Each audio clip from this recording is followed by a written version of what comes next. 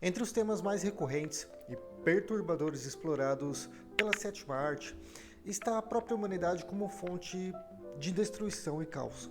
Em relação aos filmes que vou falar agora, no decorrer do vídeo, eles apresentam alienígenas malignos, forças sobrenaturais e desastres naturais como antagonistas principais de suas próprias tramas. Mas e se tudo que eu acabei de falar estiver errado? E se em vez disso o maior inimigo da humanidade seria a própria humanidade mesmo? É isso que nós vamos descobrir e ver a partir de agora no primeiro filme. A humanidade é apresentada como a sua própria destruidora em O Planeta dos Macacos. A revelação final, ou seja, e eu acredito que isso não será um spoiler porque o filme é de 1968, mas a revelação final desse filme seria aquela icônica cena da Estátua da Liberdade parcialmente destruída. E essa cena ela sublinha que a civilização humana colapsou devido à sua incapacidade de gerenciar conflitos e armas nucleares também. O filme nesse sentido reflete os medos de uma Guerra Fria, quando a ameaça de aniquilação nuclear era muito mais palpável. A arrogância humana nesse sentido ao acreditar que poderia controlar forças um tanto quanto mais destrutivas leva à sua queda, permitindo assim uma nova espécie, ou seja, aquela nova espécie de macacos que nós vemos no filme assumindo o controle de tudo e de todos. A Sociedade dos Macacos, nesse sentido, mostra como seriam os piores traços da humanidade em uma espécie um pouco diferente da nossa espécie humana, ou seja, os piores traços que nós estamos falando aqui seria o preconceito, uma espécie de dogmatismo que se confunde com fanatismo, sugerindo assim que praticamente essas falhas elas parecem ser universais independente da espécie, desde que essa espécie seja muito semelhante com a espécie humana. A mensagem central aqui nesse filme é praticamente um alerta para todos nós. Ou seja, se nós não aprendemos com os nossos erros agora, corremos o risco de passar por uma iminente destruição. A humanidade, ela praticamente aqui nesse filme não é vítima de uma força externa maligna, mas de suas próprias escolhas. E diga-se de passagem, más escolhas. Lançado em 1968, como já havia falado anteriormente, O Planeta dos Macacos foi praticamente um marco para quem gosta de ficção científica. Ele influenciou sequências, remakes, e seja para o bem ou para o mal, essa franquia parece perdurar até hoje. Sua crítica à natureza autodestrutiva da humanidade, de fato, foi uma das melhores já feitas em um filme. Aqui nesse filme, a humanidade é a causa do apocalipse. Em Mad Max, a ganância por recursos naturais, como o petróleo, levou à destruição da sociedade. A humanidade se dividiu então em tribos violentas, hostis e um tanto quanto animalescas também, que ficam lutando pelos últimos vestígios de água, gasolina e um solo, no mínimo, arável. O filme apresenta então um mundo onde a humanidade não apenas devastou o meio ambiente, mas de uma forma bem esdrúxula, bem burra, também criou uma sociedade distópica baseada na violência e na exploração desenfreada, sem nenhum freio, né? A escassez de água e a tirania de líderes como o Immortan Joe são consequências diretas das falhas humanas nesse filme.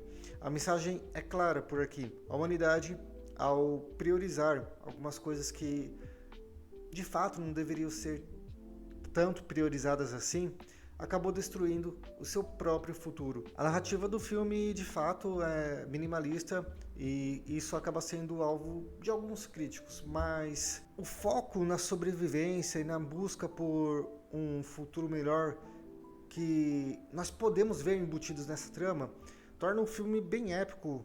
A humanidade por aqui ela é retratada também como a sua própria inimiga, mas os protagonistas, assim como em um bom filme distópico, apresentam sempre uma possibilidade de mudança, por mais impossível que isso pareça ser. Dirigido por Christopher Nolan, Interstellar segue um grupo de astronautas liderado por Cooper em uma missão para encontrar um novo planeta habitável. Enquanto a Terra enfrenta, assim, uma crise mais ambiental do que qualquer outra coisa, e que ameaça, assim, também a sobrevivência da humanidade, A nossa esperança, pelo menos nesse filme, parece estar nas mãos de pelo menos meia dúzia ou 2 dúzias de astronautas. E na missão deles acharem outro planeta habitável. A regra aqui parece bem clara, né? Se você destruir um planeta, a única solução viável e mais plausível é encontrar outro planeta para habitar. Então não seria melhor preservar o próprio planeta? Não é mais fácil? Enfim, esse filme, ele é bom. Quando a gente fala em ficção científica, definitivamente seria um dos primeiros filmes para ser recomendado, né? Ele combina a ficção científica com temas um tanto quanto mais emocionais e explora assim também o sacrifício e a esperança através da história de seus protagonistas, juntamente com a sua aventura interestelar. A crise central do filme, por aqui, ela é causada pela negligência humana. E se não fosse isso, esse filme não estaria nessa lista, né? A negligência humana aqui causada é em relação ao próprio meio ambiente do planeta Terra. A Terra se tornou inabitável devido à exploração excessiva de recursos naturais e também à falta de ação contra mudanças climáticas. Algo bem semelhante que ocorreu em Mad Max, mas diferentemente da solução de Mad Max, a gente decidiu aqui em Interestelar procurar outro planeta. E se Mad Max tivesse habitado outro planeta? Será que eles repetiriam todo aquele caos e problemas que a humanidade causou? Provavelmente sim. Aqui no filme Interestelar, nós temos uma crítica muito boa em relação à miopia da humanidade. Essa miopia da humanidade acabou ignorando os sinais de alerta até que foi tarde demais, até que o caminho de recuperação do próprio planeta se tornou irreversível. Interestelar aborda, sim, uma responsabilidade ambiental que nós devemos ter no presente. Pode parecer meio clichê, mas pelo menos a médio e longo prazo, nós podemos sentir alguns efeitos diretos em relação ao mau cuidado que a poluição exerce em nosso planeta.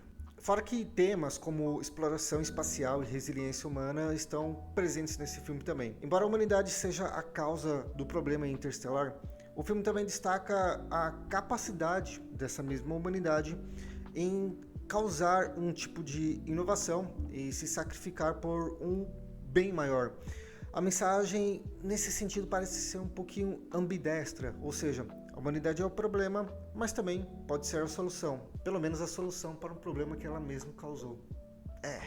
O filme também é amplamente elogiado, se a gente for pesquisar um pouquinho mais na internet, por sua precisão científica e a sua narrativa extremamente emocional. Fora que também popularizou conceitos como buracos de minhoca e a relatividade temporal. Sua trilha sonora foi composta também por Hans Zimmer e, bem, a trilha sonora desse filme é bem icônica, é bem épica. Fica aí a recomendação para você assistir: Interestelar, Mad Max e o primeiro filme dessa lista, Planeta dos Macacos, de 1968.